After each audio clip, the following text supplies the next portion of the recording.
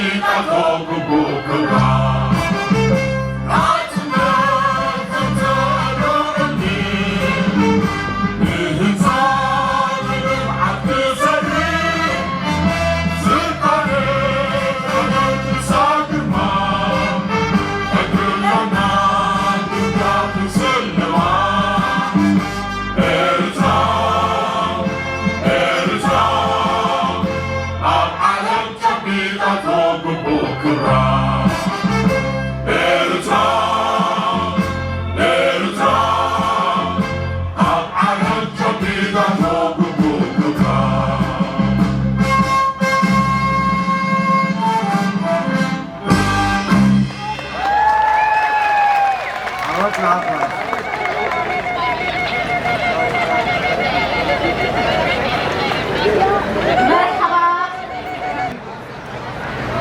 Distinguished government officials, guests, esteemed members of the diplomatic corps, friends of Eritrea and fellow Eritreans.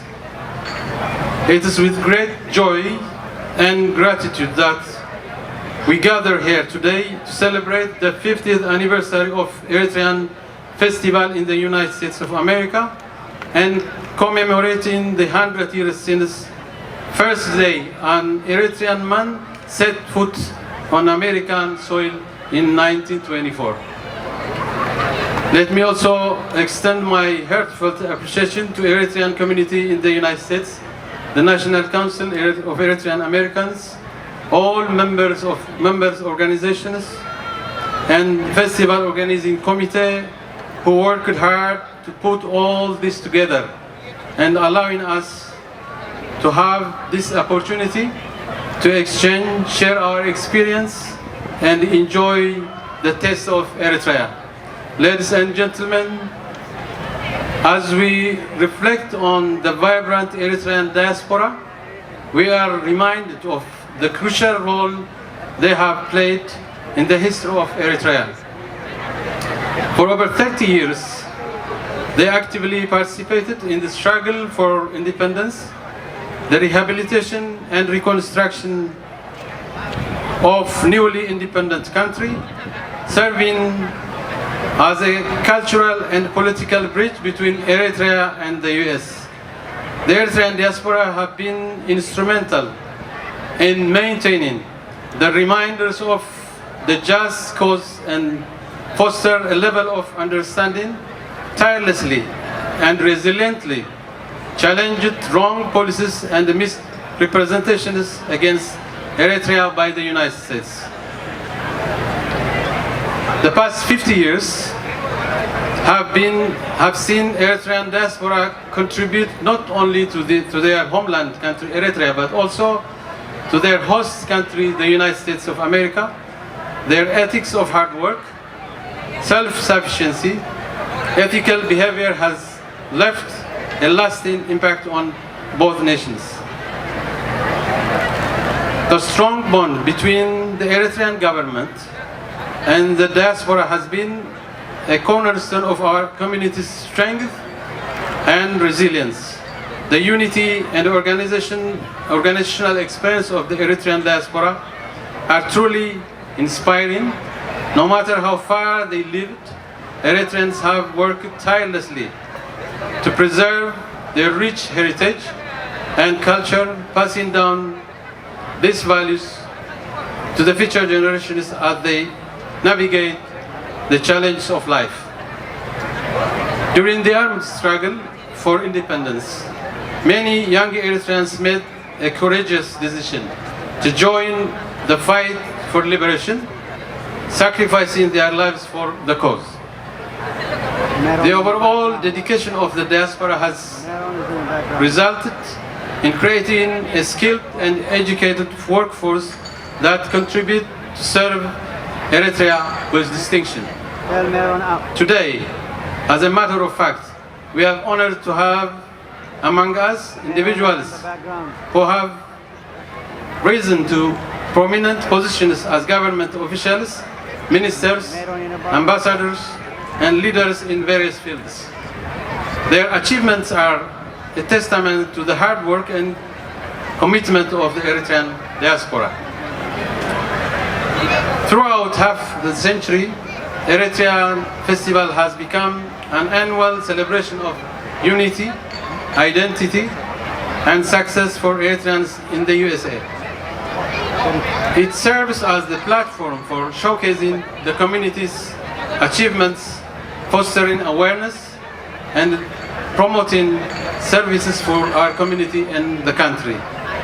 In the times of persistent challenges against Eritrea, the Eritrean diaspora has stood together in defense of Eritrea, becoming a voice that pursued engagement in public diplomacy, demonstrating unwavering loyalty and solidarity.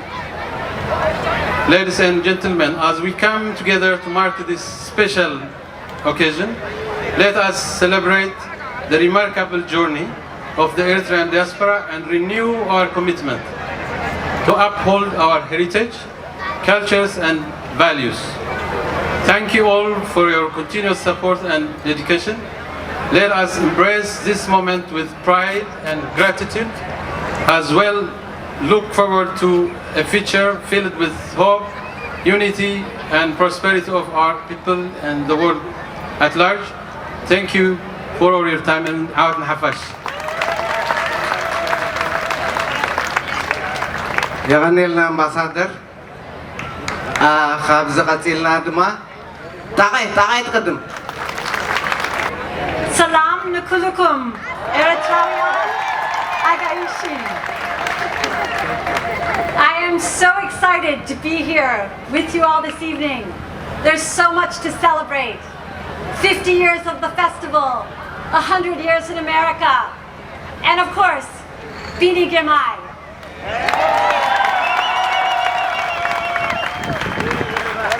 My name is KT Overby, and I'm the Chief Executive Officer of Cure Blindness Project. For the last 5 years, we've been privileged to partner with the Federal Health Ministry to provide high-quality cataract surgeries in Eritrea, while also training and equipping local doctors.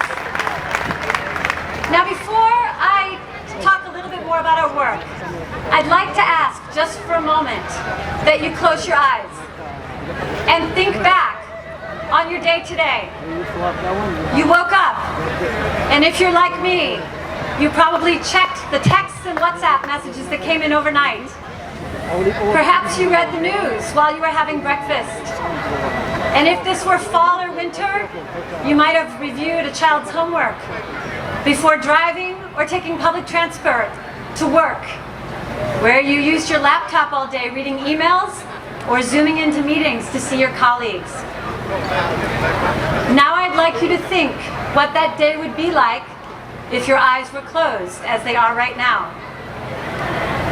I'd like you to imagine how your life would be different if you were blind, if you could not see.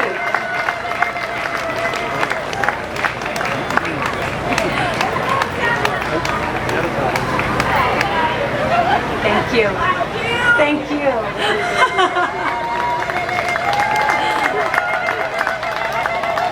You see, for many of us, we don't necessarily think about our vision until we have a problem. But then, many of us will go to the doctor, and perhaps we just need a new pair of glasses or have something else that needs more care, and we get that care. But for millions of people around the world, including in Eritrea, that is simply not an option. 43 million people around the world are blind, and many more suffer from moderate to severe visual impairment. And sadly, 90% of those who are blind, 90%, are in low and middle income countries. The good news is that 80% of those cases of blindness are treatable or preventable. And this is what we are committed to. We know that ending avoidable blindness is a big task. But I always say, this is about so much more than giving someone a pair of glasses or doing a surgery. This is about helping a child stay in school and learn, which can change the trajectory of their life. This is about helping an adult provide for their family, and give back to their community. And we know that we can do this because the #1 cause of blindness is cataracts. And a cataract surgery only takes 10 minutes and costs $25 for the materials. So we know that there is a path to end avoidable blindness. Cure Blindness Project is committed to our vision of a world where no one is needlessly blind. But we believe it is so important to not only provide care to address the backlog of cataracts and other cases, but to invest in building systems of care that are locally led, to build long-term self-sustaining solutions in the communities where there is need. And we do this by focusing in 4 areas. The first is investing heavily in training doctors, nurses, ophthalmic assistants, and others to create that system in the communities where there is need. And over time, we've trained almost 20,000 clinical personnel around the world. We also believe in ensuring that the infrastructure and equipment are in place so that once a doctor or nurse is trained, they have the tools to apply that training. And we're building prevention programs at the primary care level so that if someone has a corneal abrasion, that can be treated quickly and cheaply before it progresses to where you would need a very complex transplant surgery. Or we can identify people with glaucoma or diabetic retinopathy and provide them with the care they need before it becomes irreversible blindness. And lastly, of course, we invest in direct patient care, again, working with local implementing partners to ensure that we are addressing as many cases and causes of treatable blindness as we can. And I'm very proud to say that in the life of our organization, we have screened and provided basic treatment to almost 15 million people with 1.4 million sight-restoring surgeries. Now, since 2019, we have been working with the Federal Health Ministry and Arata College of Medicine to establish a residency program for ophthalmologists. And we've also been working with local partners to provide surgical outreaches. In fact, earlier this year, we performed the first ever corneal transplant in Eritrea. And because of our network and partnerships with some of the leading academic institutions around the world, we've been able to bring global experts to teach and train and mentor young doctors. We've supported regional superstars to come to Asmara and lead these programs and ensure that they're providing guidance on these surgical outreaches. And as I mentioned, with our partners, we have provided almost 2,500 Eritreans with sight-restoring surgery. That is 2,500 people who are enjoying a quality of life that they were denied previously because of their blindness.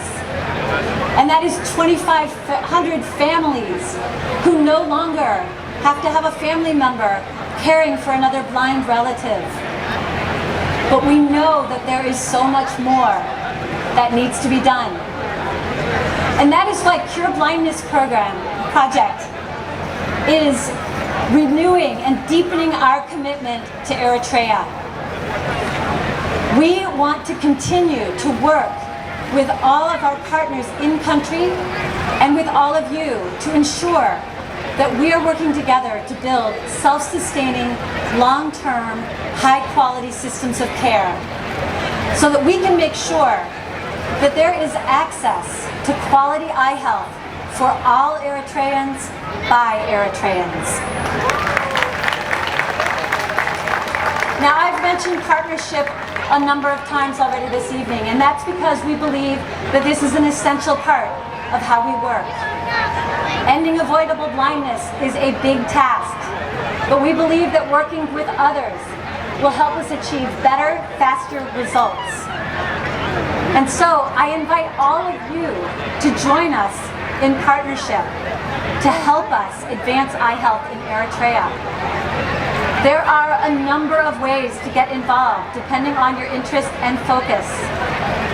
While we of course need and appreciate financial support, we also value our partners who help us raise awareness of the issue and its importance, as well as partners who can help us deepen relationships with key stakeholders in country. So I invite all of you to learn more about our work by visiting www.cureblindness.org/Eritrea. And I invite you to be our partner. Thank you again for having me here. Let me just conclude by saying a simple Yekin Yelye. Thank you.